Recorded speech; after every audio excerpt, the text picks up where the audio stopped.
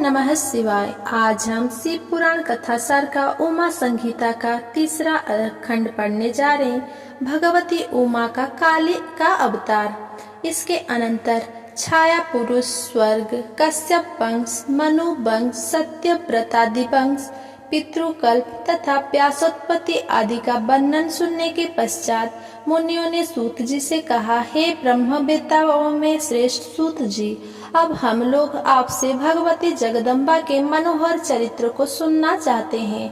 परम ब्रह्मा महेश्वर की जो सनातनी आद्या शक्ति है, वही त्रिलोकों को उत्पन्न करने वाली पराशक्ति है। उनके दक्ष कन्या सती तथा हेमवती पार्वती, ये दोनों अवतार हमने सुने।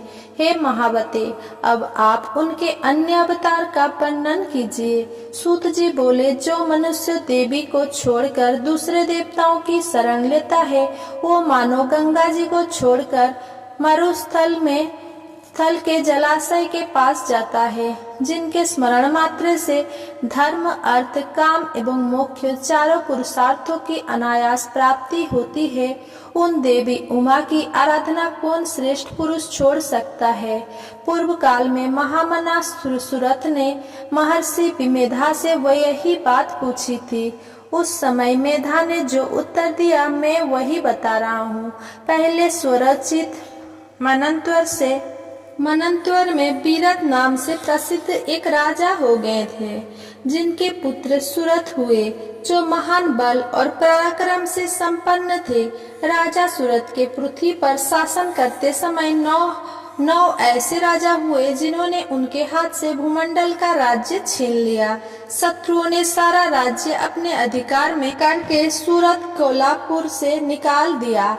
राजा सूरत अकेले ही घोड़े पर सवार हो नगर से बाहर निकले और वन में चले गए। वहाँ उन्होंने एक श्रेष्ठ मुनि का आश्रम देखा, जहाँ वेद मंत्रों की ध्वनि गूंज रही थी तथा सभी जीव जंतु शांत भाव से रहते थे।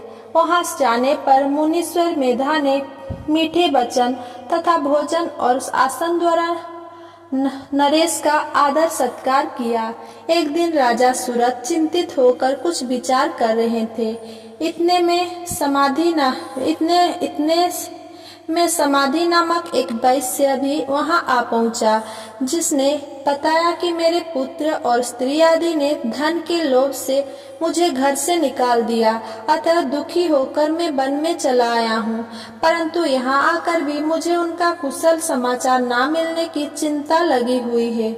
इस प्रकार मोह से व्याकुल हुए वैश्य और राजा दोनों ने मुनीश्वर से कहा। मेधा ने अपनी व्यथा सुनाई और कहा कि हम दोनों का मन मोह से व्याकुल हो गया है। ऋषि बोले, राजन, शक्ति स्वरूपा जगदम्बा सबके मन को खींचकर मोह में डाल देती है। हे नृप श्रेष्ठ, जिसके ऊपर जगदम्बा प्रसन्न होती है, वही मोह के घेरे को लांग पाता है। राजा ने पूछा, मुने, वे देवी महामाया कौन है? किस प्रकार उनका प्रादुर्भाव हुआ? कृपा करके मुझे बताइए। ऋषि बोले, जल में निमग्न योगेश्वर भगवान केशव शेष की सरिया बिछाकर योगा निद्रा में शयन कर रहे थे।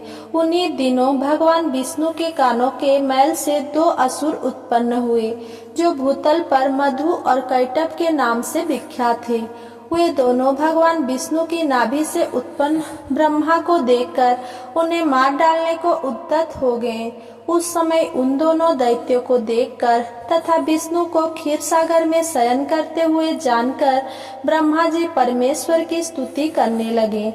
हे अंबिके, तुम इन दोनों दुर्जय असुरों को मोहित कर और अजन्मा भगवान नारायण को जगा दो। ब्रह्मा जी के प्रार्थना करने पर जगत जननी महाविद्या फाल्गुन शुक्ल द्वादशी को शक्ति के रूप में प्रकट हो महाकाली के नाम से विख्यात हुई। इसके बाद जनार्दन ऋषि के निद्रा से उठे और उन्होंने अपने सामने मधुकैटभ नामक दोनों दैत्यों को देखा। उन दैत्यों के साथ विष्णु का 5000 वर्ष तक बाहु युद्ध हुआ। तब महामाया के प्रभाव से मोहित हुए दानवों ने दानवों ने लक्ष्मीपति से कहा, तुम हमसे मनोवांछित वर ग्रहण करो। नारायण बोले, यदि तुम लोग प्रसन्न हो तो मेरे हाथ से मारे जाओ, यही मेरा वर है। ऋषि कहते हैं, उन असुरों ने देखा कि सारी भूमि जल में डूबी हुई है। तब वे केशव से बोले, हम दोनों को ऐसी जगह मारो जहाँ जल से भीगी हुई धरती ना हो। भगवान विष्णु ने अपना परम तेजस्वी चक्र उठाकर उन दोनों दैत्यों को अपनी जंघा पर रखकर उनके सिर काट दिए। हे राजन, इस प्रकार मैंने आपसे कालिका की उत्पत्ति कह दी।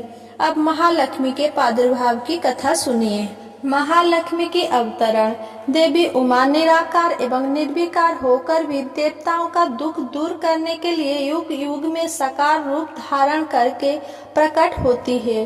वे लीला से इसीलिए प्रकट होती है कि भक्तजन उनके गुणों का गान करते रहे। ऋषि कहते हैं, हे राजन, पूर्व समय में महिषासुर के अत्याचार से पीड़ित ब्रह्मादि देवों की प्रार्थना से प्रादुर्भाव महालक्ष्मी द्वारा महिषासुर का वध हो जाने पर इंद्रादि सभी देवता देवी को स्तुति करने लगे, गंधर्व गीत गाने लगे और अप्सराएं नृत्य करने लगी। इस प्रकार देवी महालक्ष्मी के अवतरण की कथा के उपरांत मेघा ऋषि ने महासरस्वती के प्रादुर्भाव का प्रसंग सुनाया। महासरस्वती का प्राकट्य तथा उनके द्वारा शुंभ निशुंभ आदि का पद। ऋषि कहते हैं, हे राजन, पूर्व समय में शुंभ और निशुंभ नामक दो सहोदर प्रतापी दैत्य हुए। उन दोनों भाइयों ने तीनों लोगों को आक्रांत कर रखा था। उन दोनों से पीड़ित देवगण हिमालय पर्वत पर जाकर देवी उमा का स्तवन करने लगे। देवताओं को स्तुति करते देखकर गौरी देवी ने उनसे पूछा, आप लोग यहाँ किसकी स्तुति कर रहे हैं? उसी समय पार्वती के शरीर से एक कन्या प्रकट हुई।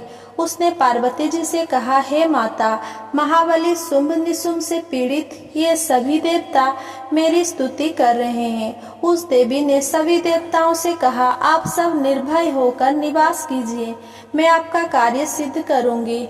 ऐसा कहकर वे पृथ्वी उसी क्षण अंतर्ध्यान हो गई। वो देवी उसी क्षण अंतर्ध्यान हो गई। एक दिन शुंभ निशुंभ के चंडमुंड नामक सेवकों ने उन देवी को देखा और उनके मनोहर रूप को देखते ही वे अत्यंत मोहित हो गए। तदनंतर उन्होंने जाकर अपने स्वामी से सारा वृत्तांत सुनाते हुए देवी की अलौकिक सुंदरता का वर्णन किया। चंडमुंड के सारा कहा गया यह वचन सुनकर उस असुरों ने देवी के पास अपना सुग्रीव नामक दूत भेजा और उससे कहा, हे दूत, तुम हिमालय पर्वत पर जाकर उस सुंदर स्त्री को प्रयत्न पूर्वक मेरे पास लाओ।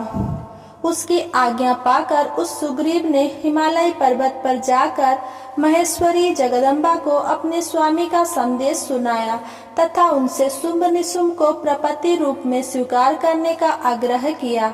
देवी बोली, हे दूत, जो युद्ध में मुझे जीत लेगा और मेरा अहंकार दूर करेगा, मैं उसे ही पति रूप में वरण करूंगी। तब सुग्रीव नामक दूत ने देवी का यह वचन वहां जाकर विस्तार पूर्वक अपने राजा से कह दिया।